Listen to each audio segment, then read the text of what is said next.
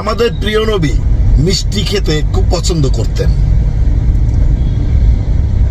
নবীর ছোট একজন উম্মতকে মিষ্টি খেতে নিষেধ করেছেন, কিন্তু নিষেধ করার পূর্বে আমাদের প্রিয় নবী নিজে মিষ্টি খাওয়া কমিয়ে দিয়েছেন।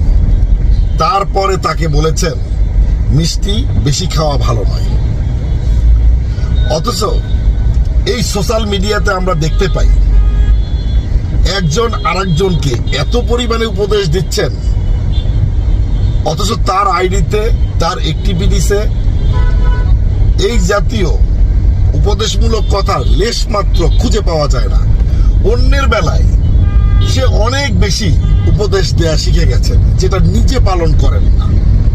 আরে ভাই, একজন লোক 10টা ভালো কাজ করেছে, একটা কাজ আপনার কাছে মন্দ হতে পারে, আপনি সেই মন্দ কাজটা কেন বারবার বলছেন? ওই যে 10টা কাজ ভালো করেছে তার প্রশংসা কেন করছেন না? আমরা আশরাফুল মাখলুকাত, পৃথিবীর শ্রেষ্ঠ জীব, আমরা প্রত্যেকটা মানুষের ভালো কাজগুলো প্রশংসা করব। তাহলেই তো সেই লোকটা আরো বেশি করে ভালো কাজ করার চেষ্টা করবেন। আসুন সত্যের পথে, সত্যই সুন্দর।